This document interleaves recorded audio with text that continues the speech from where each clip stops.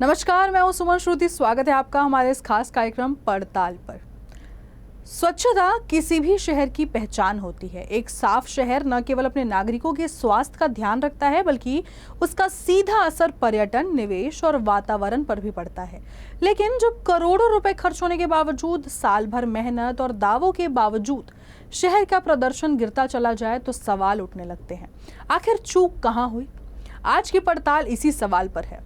नागपुर की स्वच्छता रैंकिंग में भारी गिरावट की असली वजह क्या है? नागपुर, जो कभी देश की सबसे साफ सुथरी और व्यवस्थित शहरों की सूची में गिना जाता था, अब स्वच्छता सर्वेक्षण 2024-25 में मात्र 27वें स्थान पर है। ये वही नागपुर है जो 2022 में चौथे स्थान पर था और 2023 में भी 27वें स्थान पर ही था। यानी 2 साल में रैंकिंग 4 से गिरकर 27 तक पहुंच गई। इसका मतलब यह है कि न केवल सुधार नहीं हुआ, बल्कि स्थिति और भी खराब हो गई। नगर निगम का दावा है कि नागपुर में हर दिन 1200 मीट्रिक टन कचरा निकलता है और उसमें से लगभग 250 मीट्रिक टन पर प्रोसेसिंग की जा रही है। लेकिन जब केंद्र सरकार द्वारा जारी स्वच्छता रैंकिंग में प्रोसेसिंग के लिए अंक दिए गए तो नागपुर को इस श्रेणी में केवल 1 अंक मिला। यह आंकड़ा पूरे सिस्टम की कार्यप्रणाली पर सवाल खड़ा करता है। क्या वास्तव में प्रोसेसिंग हो रही है या सिर्फ कागजों पर रिपोर्ट बनाई जा रही है? आंकड़े बताते हैं कि 2023 में नागपुर को कुल 9,500 अंकों में से 6,164 अंक मिले थे, जो स्कोरिंग का 64.8% था।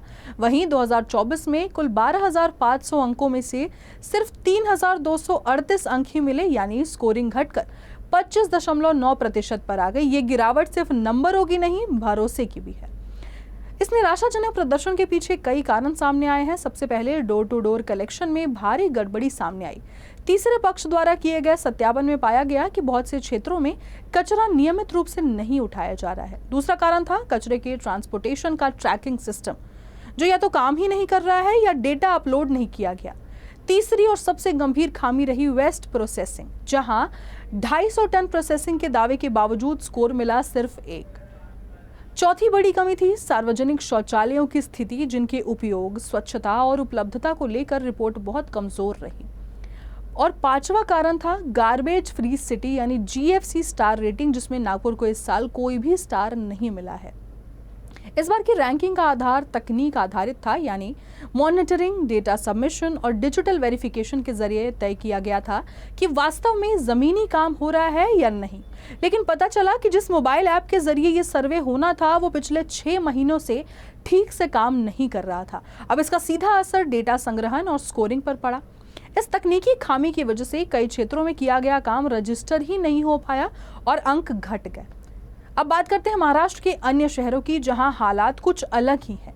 नवी मुंबई ने इस साल चौथा स्थान हासिल किया। पिंपरी चिंचवड 7वें, पुणे 8वें, ठाणे 15वें और नासिक 22वें और कल्याण डोंबिवली 24वें स्थान पर है। सवाल ये नहीं कि ये शहर कैसे आगे निकल गए, सवाल ये है कि नागपुर पीछे कैसे रह गया। इन शहरों की सफलता के पीछे महाराष्ट्र सरकार के कुछ ठोस कदम हैं। उदाहरण के लिए हर घर में 2 डिब्बे अभियान, जिससे गीला और सूखा कचरा अलग किया जा रहा है। वेस्ट टू एनर्जी प्रोजेक्ट्स, जिससे कचरे की बिजली बनाई जा रही है। स्वच्छ मित्रों को बेहतर उपकरण और सुरक्षा के साथ काम दिया गया है। साथ ही घंटा गाड़ी जैसे प्रोजेक्ट्स को GPS से जोड़कर मॉनिटरिंग की गई है। यही मॉडल नागपुर में भी लागू किया जा सकता है, लेकिन बिना सिर्फ कागजी काम के। हालांकि नागपुर को अभी भी कुछ सकारात्मक सर्टिफिकेशंस प्राप्त हैं, जैसे ODF वाटर सर्टिफिकेशन। इसका अर्थ है कि शहर में खुले में शौच से मुक्त है और सीवेज का उपचार हो रहा है। लेकिन जब बात एडवांस वाटर जैसी मान्यताओं की आती है तो नागपुर उन मानकों को पूरा नहीं कर पाया। इसका मतलब है कि सीवेज ट्रीटमेंट तो हो रहा है, लेकिन उसका पुनः उपयोग, ट्रैकिंग और मॉनिटरिंग में खामियां हैं। नगर निगम के आयुक्त डॉक्टर अभिजीत चौधरी का कहना है कि हमने समीक्षा शुरू कर दी है और अगली बार बेहतर प्रदर्शन के लिए नई रणनीति पर काम किया जा रहा है। वहीं स्वच्छ भारत अभियान के नागपुर प्रमुख राजू नंदेश्वर का मानना है कि यदि डिजिटल सत्यापन, प्रोसेसिंग और डोर टू डोर कलेक्शन के क्षेत्रों में सुधार किया जाए तो शहर की स्कोरिंग 50 से 60% तक सुधर सकती है। अब सवाल सिर्फ नगर निगम पर नहीं, हम सब पर भी है।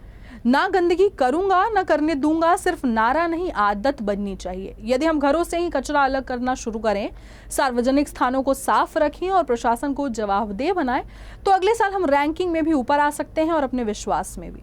नागपुर सिर्फ एक शहर नहीं, ये मध्य भारत की शान है। अगर ये शहर स्वच्छता में पिछड़ रहा है तो ये हम सबके लिए चेतावनी है, क्योंकि साफ शहर सिर्फ सुंदरता नहीं, सुरक्षा और स्वास्थ्य की भी गारंटी होती है। स्वच्छता की आदत, राष्ट्र की ताकत।